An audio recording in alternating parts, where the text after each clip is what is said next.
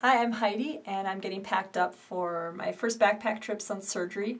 We are going on an overnight trip in Rocky Mountain National Park. We are going to be at the Old Forest Inn campsite for one night, and then we're hiking on snowshoes to Fern Lake. One other thing I'm going to be doing on this trip is keeping my pack weight as light as possible since I'm not that far out of surgery. So I'm going to be watching what clothes I bring and bringing lightweight versions of things like my titanium mug and my backpack, which is a lightweight pack. Again, just to keep those weights down as low as possible. My abdominal muscles are still a little weak after surgery, so on this trip I'm going to be wearing my hernia belt just as a preventative tool. And over that I'm going to be wearing my Comfits briefs, which hold the belt in place really well. Checklist. Hello! It says to bring hot dogs. Yes, it's because it's from Gander Mountain. Where's the REI list? Hey, you got everything? Yep. Excited. Here we are approaching Estes Park. We're going to be going on an overnight backpacking trip, and we're seeing that up in the mountains it's looking a little blustery and snowy. We were thinking it was going to be Bluebird Day, kind of like it is over here. But over here, it's much different. So it could be interesting. We're here. It's freezing. It's actually snowing. But it's not winter conditions.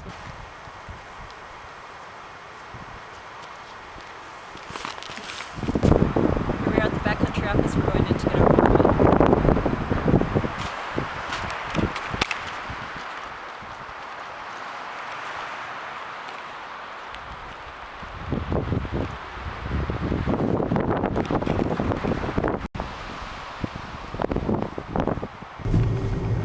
So we're heading to the trailhead, and it's snowing.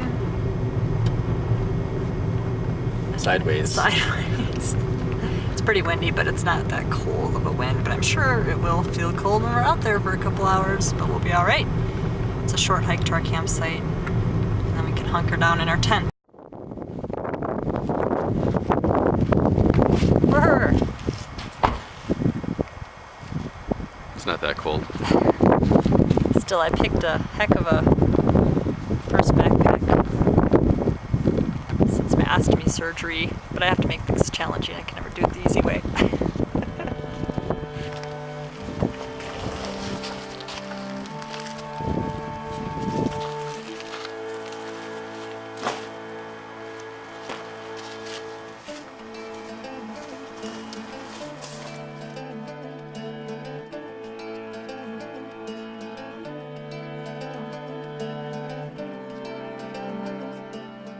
Belts is working perfectly.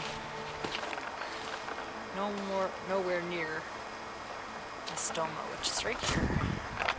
So it should work out great. So it's now 5 months and 8 days after surgery, and I'm heading up backpacking. My pack looks huge and really heavy, but actually it's not. It's mostly warm clothes because it's snowing and it's chilly, and my sleeping bag, but my pack is about 27 pounds, so pretty manageable.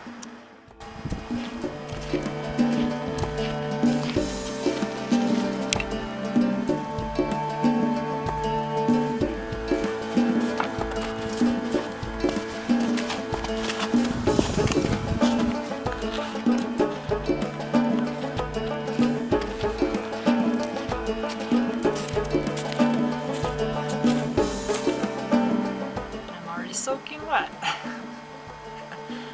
it's cold.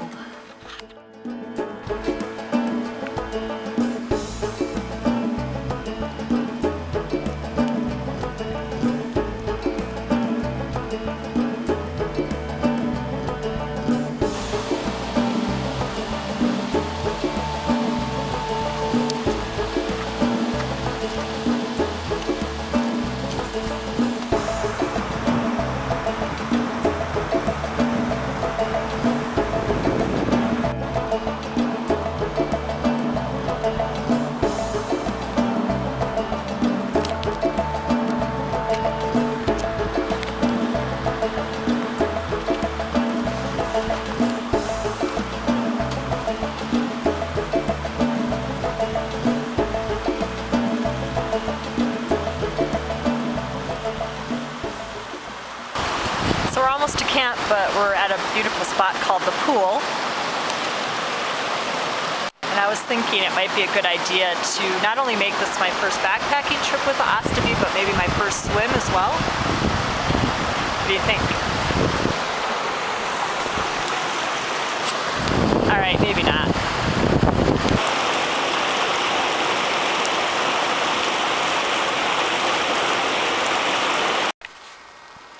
Wow, it's snowing harder than it has been the whole time. Yeah, 10% chance. 50 degrees. Onward.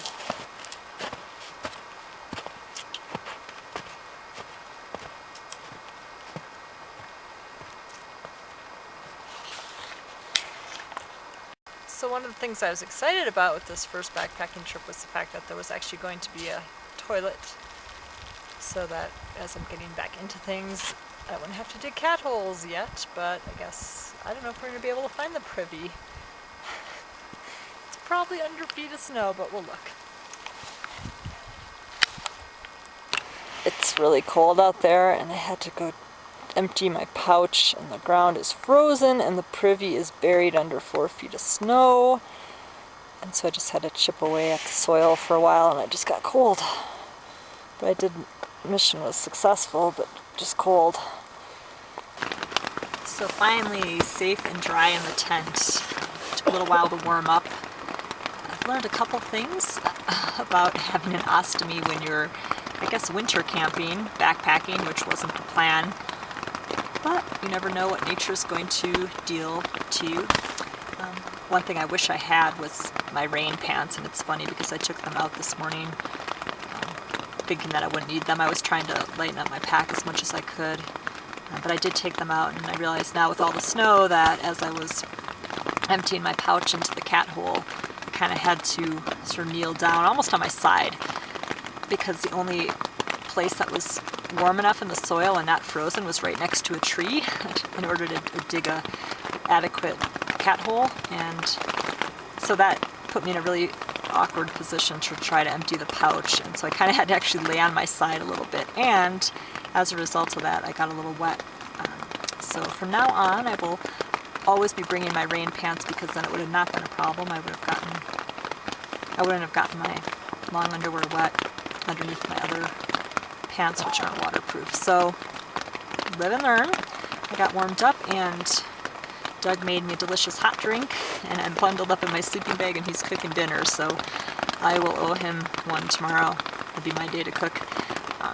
But having a good time, and realizing that if I can do this in this crazy weather, that by the time summer comes along, it'll be a lot easier. Oh, and Doug also dug out the privy with a snowshoe, which was crazy because I went over there and it was under like 4 feet of snow, and I finally gave up and just thought a cat hole would be easier. But he dug it out for me, so I will be good to go for the rest of the trip, which will be a treat. I'm not used to backpacking where there's toilets, so it'll be nice, especially in this weather.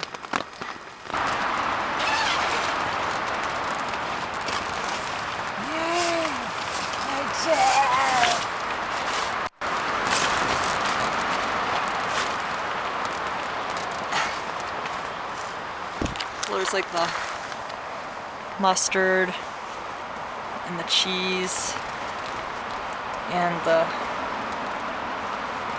lettuce and the tomato and then the bread. Oh yeah, and the ham. The ham. I don't know how many layers, like 7.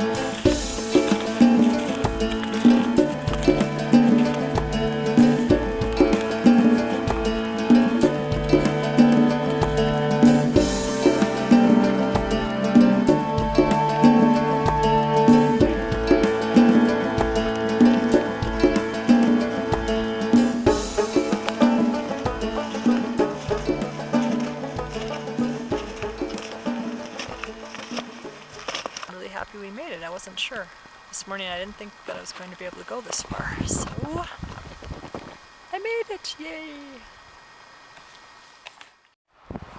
Alright, it's day 2 of our backpacking trip and we're getting ready to head out back to the car.